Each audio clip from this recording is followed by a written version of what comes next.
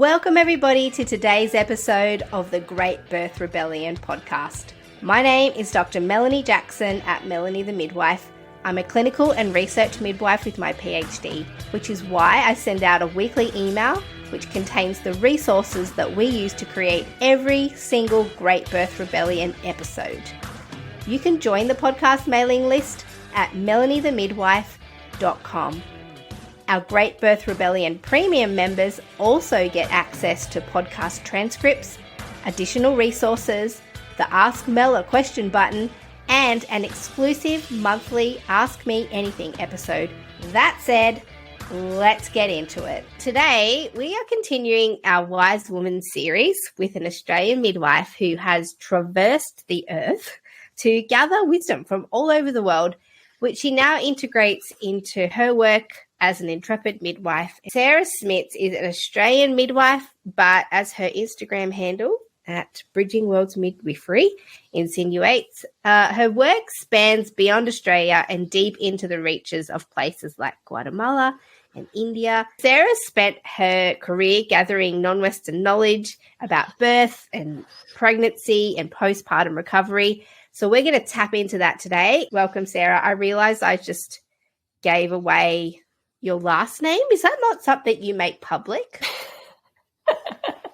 It hadn't been so far. Yeah, you were the first person to do it. It's okay. Here we are out in the world. My name's Sarah Smits.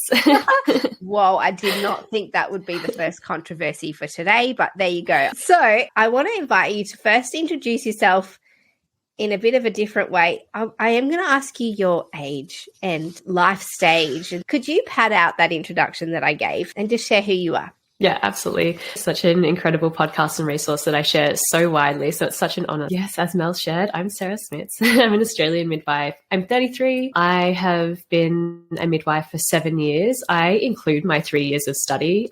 So therefore, I've been in the midwifery world for a decade. Those first 3 years were extremely intense, and I don't want to discount how they shaped my path now, because they were highly influential for me, because I made a point to surround myself with other wise women who were inspiring and doing things that I wanted to do in the future. Yeah, I started studying midwifery when I was around 23. I don't have any children at this stage. I've been traveling the world and backpacking and living in other countries and being nomadic for 13 years now. So I've been able to interweave that into my journey as a midwife. Even through my studies, I continued to travel since then, and I just started to incorporate more learning from traditional cultures whilst I was doing those travels and learning more around birth and midwifery, and having this kind of parallel learning experience of being clinically trained, doing placement in hospitals, but as I was also really fortunate to be able to do some of my placement with a home birth practice during my studies that I later ended up working for as well. So I did have a really good range of experience that was always in a way that was going to be highly skilled and comfortable and confident to provide support for women at home. So I started doing complementary learnings from my first year of midwifery, learning more about body work, belly binding, working with the rebozo, maternal positioning, fetal positioning, helping babies be in optimal positions, because I knew that I wanted to be as resourceful as possible, to the point now where I am at a point where I'm sharing those things. So completed my 3 years of study, lived in Melbourne. I left straight away after I graduated to work up in far north Queensland, because I wanted to work in an area that was more highly populated with Indigenous women, in a more rural hospital that would be really supportive of me learning all the additional skills that we should be learning at university, things like suturing and cannulating, and that I could then fill my toolbox as much as possible to feel comfortable working out of the hospital setting. After my first year, my graduate year, I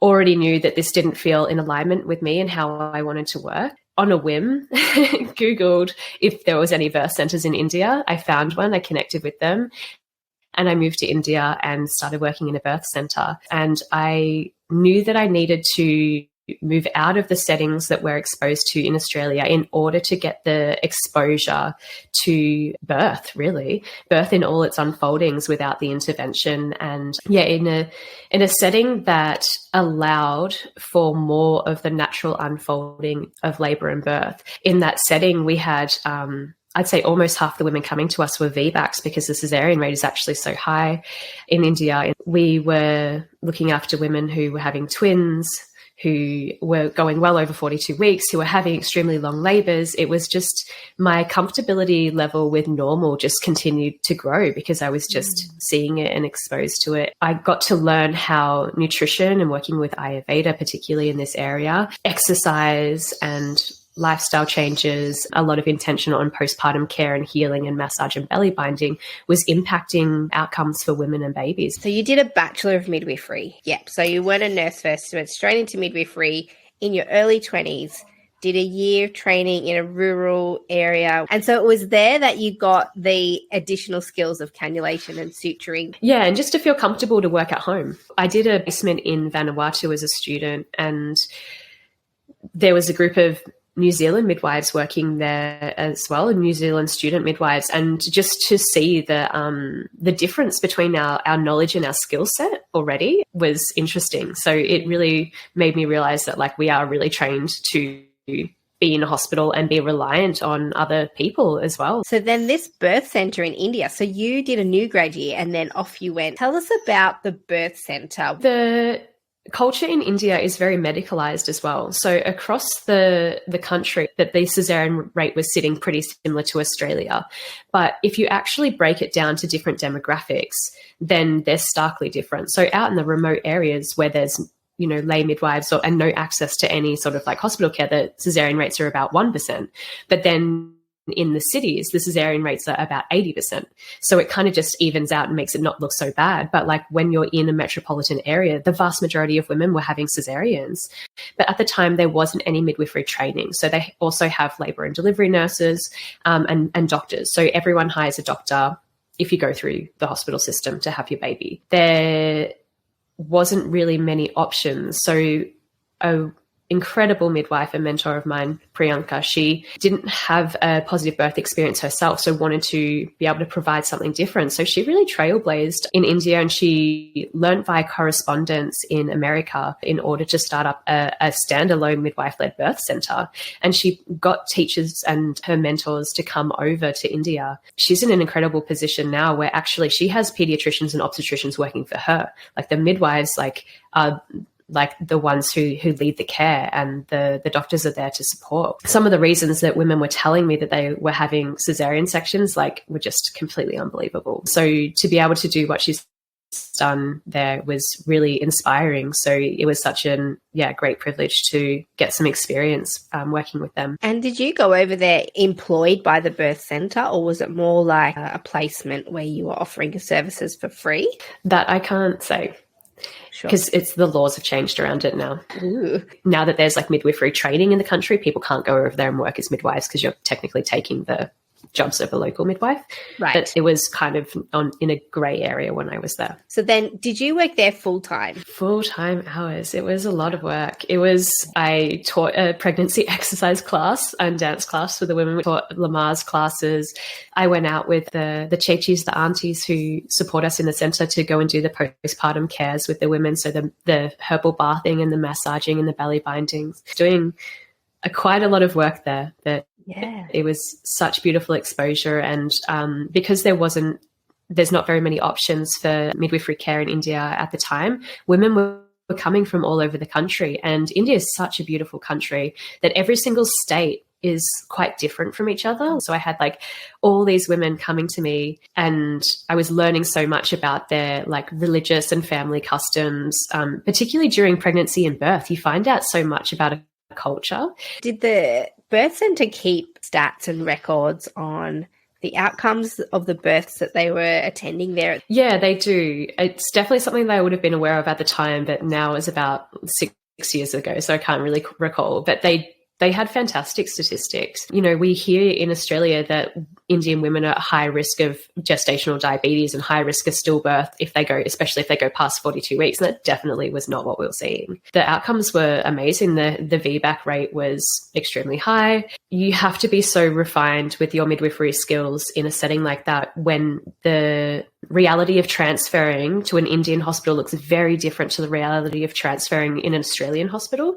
So you are like doing absolutely everything you can to support women to birth outside of the hospital, because you kind of know what the other side looks like. Your comfortability level really does grow because you see women do incredible things. Yeah. And culturally as well, like postpartum women in India, like they don't leave the bed. That's culturally, you don't do that. You are cared for, you eat specific foods, you receive massage and have your belly bound, and your family supports you. And that 40-day window is extremely important. And they see the importance of that in Ayurveda. It's one of the most strictest and most important times, because they see that it is an investment into the woman's long-term health, but it also like directly impacts the health and well-being of the baby as well.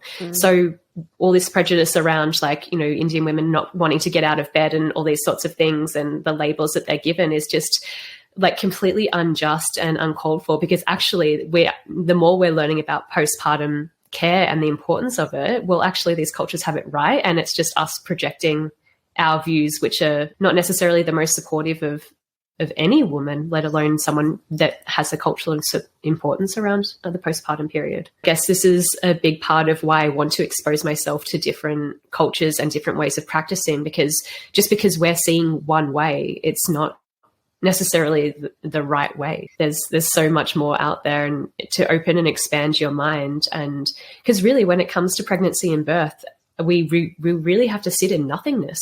We can't have these too many ideas, because then we're like, you know, setting women on a path that is unlikely how things are going to unfold. Have you got a particularly memorable birth that you hold on to from your time in India?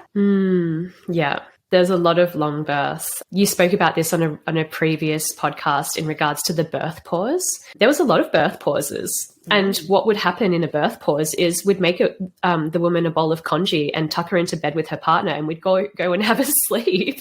And it was amazing because like we all got a little rest in, and then like the woman would get up and birth her baby afterwards. So I really saw the power of the birth pause. I had a few, so it's hard to choose actually.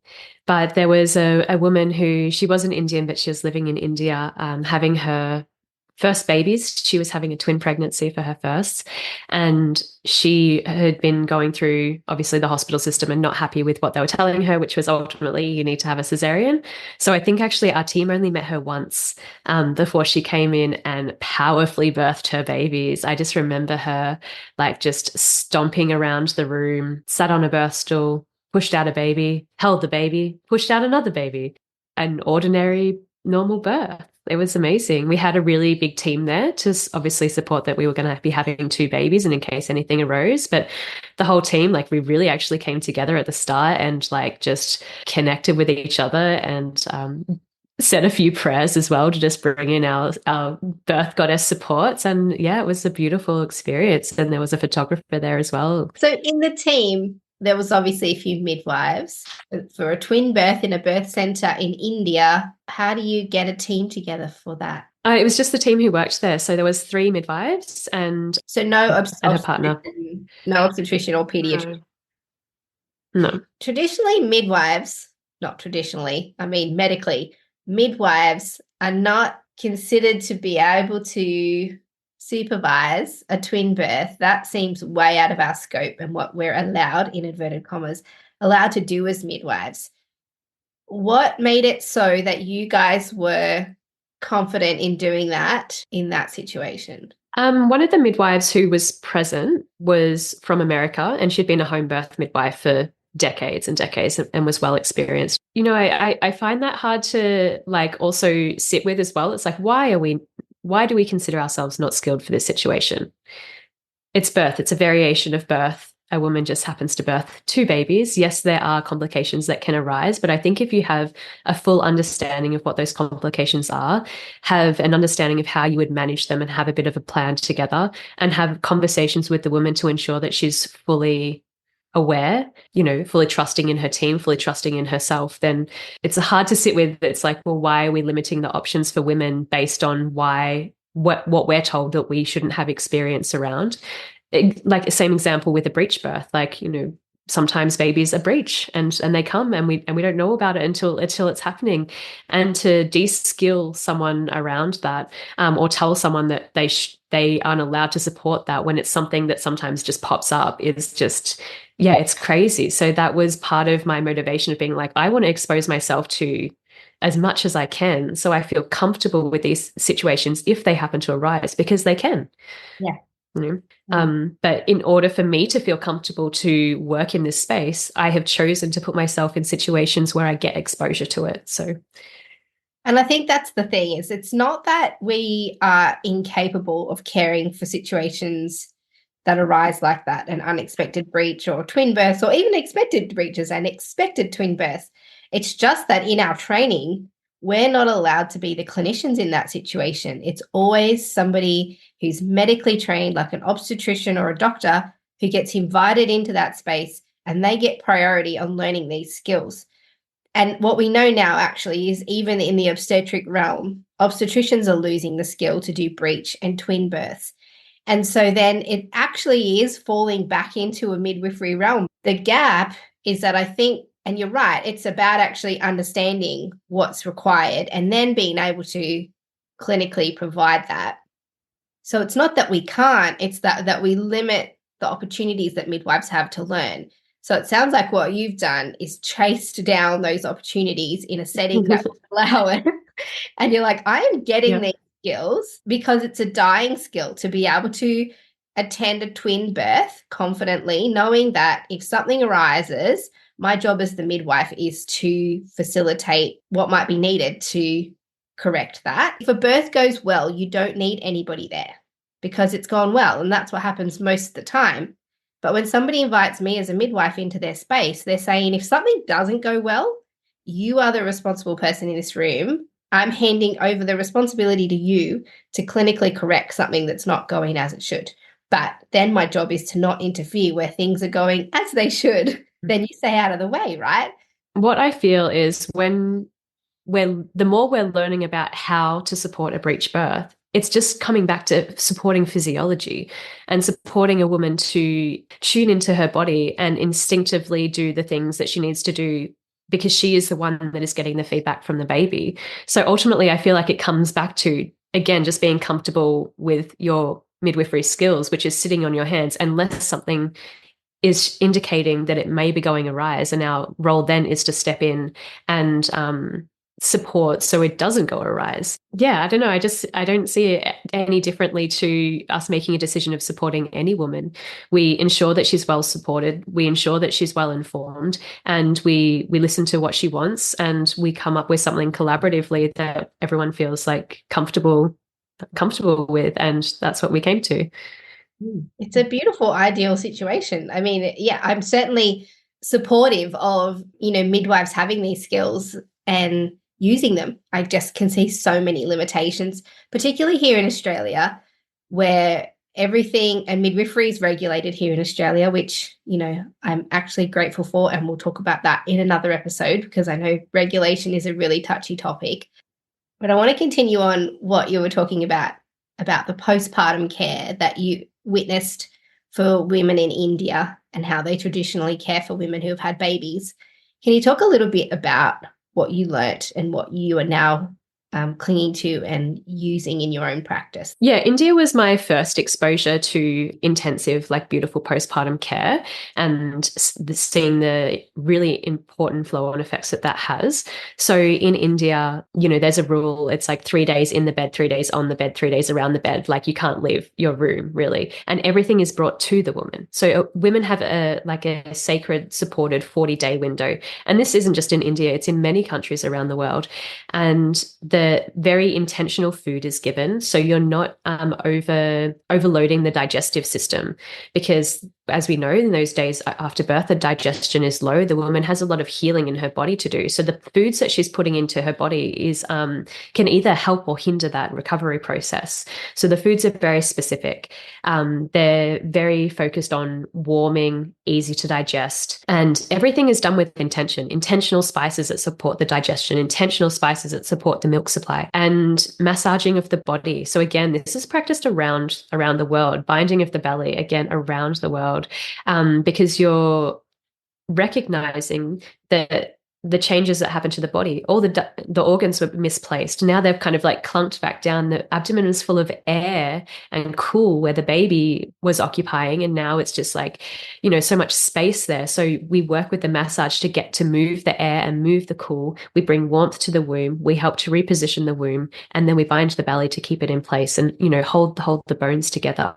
So I've also learned with the Mayan midwives in Guatemala many of these practices as well, particularly around, they use a temescal, which is like a traditional sauna instead of a herbal plant bath, but you're still working with plants that have healing properties, you know, vaginal steaming, sitz baths. The postpartum care around in traditional cultures is very intentional. And we are starting to implement some of those things in Australia. The conversation is starting, particularly around the sacred 40-day window. But the difference is in cultures that are, you know, intergenerational in their households and who have the support and who really value the importance of that postpartum period, is those women aren't left alone. So here, women are struggling to do that postpartum rest period because they've gone through this huge experience of birth and then they're left alone. Yes. Like, that's not what your sacred 40-day window is. It's, you have people around you. And, you know, we have beautiful like postpartum doulas and birth keepers and even private midwives. We tend like women quite regularly in that at home in that postpartum period, but it's not the same as literally like they do nothing in rest, you know, because if you're not looking after your body in that early time, whether you've had a cesarean or whether you've had an instrumental birth or whether you've had a straightforward vaginal birth, the body still has a lot of healing and recovery to do. But instead, we're expecting women to strap their babies onto their bodies with baby carriers and carry on, still take their kids to school. Like their nervous systems are so overstimulated. And then I see women with their newborn babies like out on the street, you know, expecting a mother or babies to go out is like, you know, we have so many issues in our society of prolapse and postpartum depression and secondary postpartum hemorrhages and infections, and all of those things can be avoided with proper postpartum care. It's just culturally embedded that that's what happens, right? People just know that's what they're supposed to do for that woman. Mm-hmm. And I was even hearing that, like, even in the circumstance of a really poor woman in a village who maybe doesn't have her husband around anymore, the community would come together to support that woman's postpartum healing because they understand that the investment into her is an investment into the community at large. So when women are well, their families are well, and women can then contribute back to their communities. But we have a population of women who are trying to mother alone and mother through trauma. Mm-hmm. So it's like they're not thriving members of communities then, because they're just trying to keep it together without this support that is really, really needed. And also these cultures as well, they don't just look at the physical body. They're recognizing the energetic, the spiritual, and they're recognizing that it's all one. So when you're tending to a woman's physical body, you're actually also tending to her spiritual and energetic body as well. It's not normal to see like postpartum mental health conditions in traditional cultures. Like, that's not something that is seen, and that's something there's something very wrong, and they would do very intentional care and ceremony in order to rectify that and support the woman and the baby, because also the baby is experiencing what the woman is experiencing. So it is an investment. And, you know, I know that this is thrown around a lot, and this is a really challenging conversation to have when our society is going through a bit of a financial crisis at the moment, and it's not accessible to everyone. And it's hard to find this balance between the people who provide these cares absolutely do need to be paid, because it is a big energy and it's a big effort. The massage and preparing all the plants, like even it's quite physically taxing, like on my body. So there needs to be some kind of balance. And I think we will get there, but also it's not about putting it all back onto the woman, because she has enough to do during her postpartum. You know, she shouldn't be setting up her own plants and cooking her own intentional meals and things like this. So we're getting there. The conversation's starting. Well, it's a big issue of Western culture. The way we've decided, that Western culture has decided to conduct itself, hasn't set itself up to nurture mothers or parenthood. And so it's a symptom of a massive problem. We're set up in these little isolated units in Western culture. So we haven't embraced and seen the importance of supporting mothers. This is a deep-seated Western problem. Mm-hmm. Whereas I think when you've received it, like in these cultures that you're describing, where you've received it, that's almost like payment. And so then when other women who have cared for you have their babies, there's no reason not to care for them. They've cared for you. Like it's not a monetary exchange. It's a relational exchange. When you've received, then you can give. So yeah, it is this like reciprocity kind of cycle. But Guatemala in particular, like the Mayan midwives they're spiritual leaders. They're seen as the pillars of the community. They don't just support women during birth. They also do the massage. They hold ceremony. Some work just with working with the babies. And all of these different services and supports are integrated as a normal part of their care. It's not seen as something that's separate. So in Australia, we're like, okay, midwives do this, doulas do this, someone else does this. And what I wanted, especially because I've lived like remotely in Australia quite a lot, like the access to those services just aren't even there. So what I wanted to do for something that felt conducive with how I wanted to work is I wanted to be that dynamic practitioner.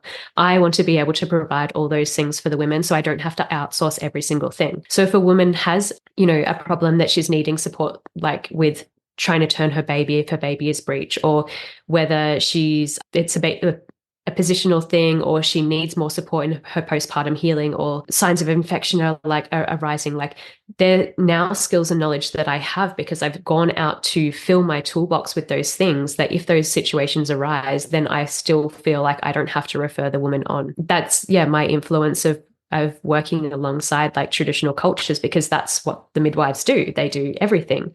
And I'm not saying that that's, the right way and that's the only way. I really understand that this really has been like a decade of additional training and a lot of travel and a lot of investment of my time and money in order to get these skills. But now I'm working in a way that feels aligned for me because I have a really minimal caseload, because I offer all those things. It's a normal integrated part of the care that I provide the women that I work with. Yeah. And then I teach those things in order to be able to financially kind of like balance that out as well. Like I do have multiple income streams that I've set up in a very intentional way, because working in this way as a midwife is really important to me. So I've put the structures around so that I can do that. I'm curious to know if this way of working is financially viable. Like people be looking and going, oh yeah, that's great. She travels all over the world, spends money on travel, has a caseload here in Australia, and does training.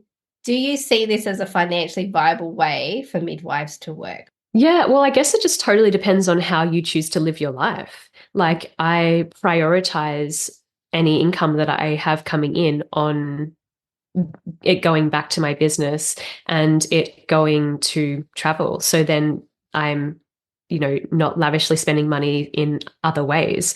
Yes, as I said at the start, like I don't yet have children, but I have been very intentional in setting my business up in a way that's going to be able to continue to support me. So I actually don't have to just take a whole chunk of time off or feel rushed to go back to work. Like my business is very dynamic. So when I'm traveling, I'm putting my focus on a different aspect of my business that is continuing to make me money. So whether that is online, while I'm here in Australia, I'm doing like quite a lot of workshops at the moment. Like I definitely work really, really hard when I can be, so that when I travel, I recognize that that's going to be a time of lower income for me. So yeah, I make it work, and I adapt my lifestyle to fit what is important for me. And I have seen this whole last decade really as being an investment into how I want to have my practice. And I can see now it's starting to come to fruition a little bit now, especially I've been nomadic for 3.5 years now, and I'm starting to slow that down and be in one place. For how I work, it's absolutely worked for me. And for the times that it feels too much, then I switch it up and rein it back. I have done a couple of stints of agency work through Midwifery agency in a hospital over the last year, which has it was times that I didn't have births booked anyway. So I had that time free. When you work for an agency, they also cover your accommodation and the pay is really good. So I just make it work. And I also have really enjoyed those times going back into the hospital system, because taught me a lot. It's really humbled me.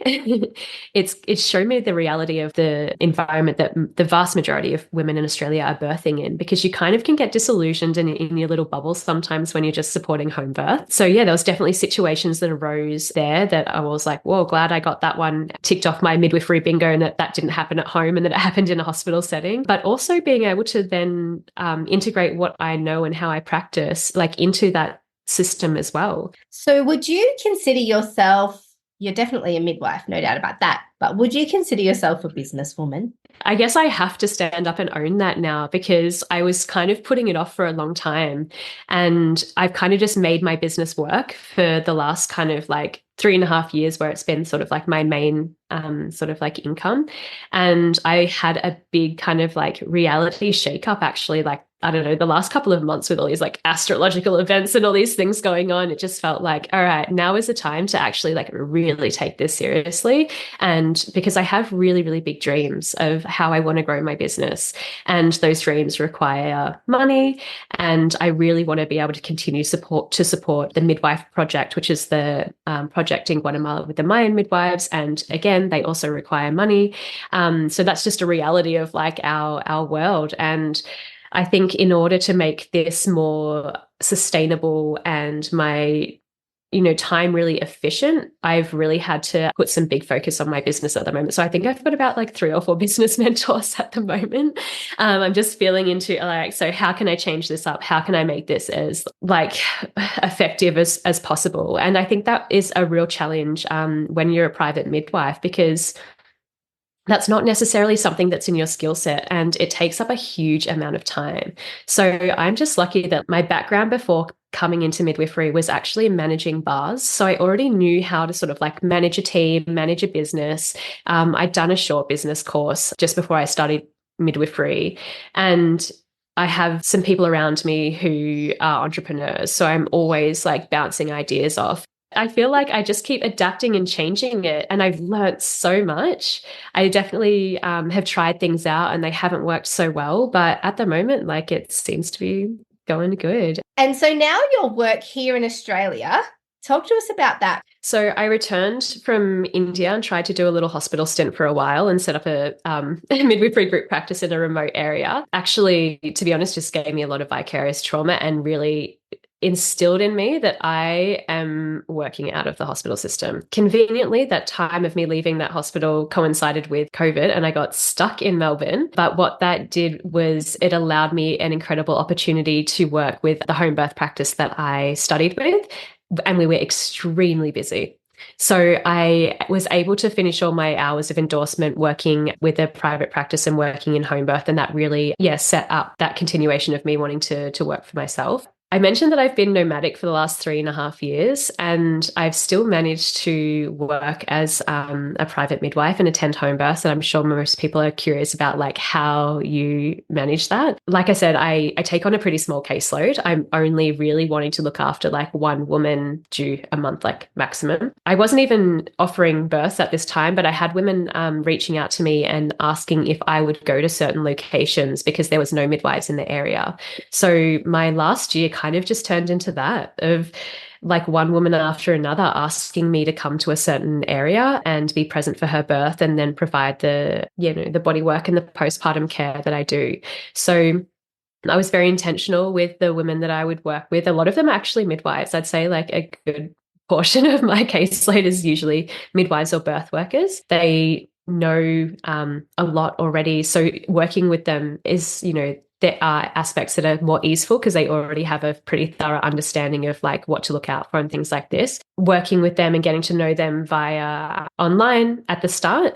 And then I would arrive in the area a few weeks before they were due to birth, and then just spend a lot of time really getting to know them and their bodies and their family and their babies, because I was in an area that, that wasn't my normal space. Like I was seeing them really often, sometimes like every single day. And it was a really beautiful way to work. I really, really enjoyed it. And it took me around the country. I got to spend collectively about 12 weeks last year in Northern Territories up in East Arnhem Land, and I was staying in an Indigenous community, and it was like an incredible opportunity. And I know of other midwives around the world who also work like this. So when I fell into the idea, I looked into it, and there's a whole page of like globally traveling midwives who get asked to come to different countries and care for a family.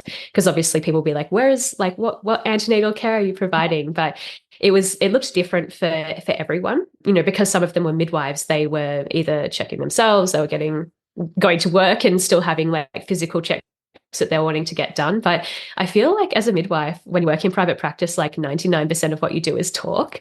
There are so many times that I've been at someone's house for like 2 hours just talking to them and get up to leave them and be like, oh yeah, do you want me to check your baby? So you are endorsed. So for anybody listening, not from endorsed. Australian midwives, you can become a midwife and then you get registered. But if you do, you've got to fulfill all these other qualifications. You have to get a qualification in pharmacology, do 5,000 hours across the continuum, and then you can apply for endorsement as an endorsed midwife, which means you get to prescribe medications, you get some funding back from public funding Medicare, and we can send women off for ultrasounds and blood tests and all. So you're endorsed.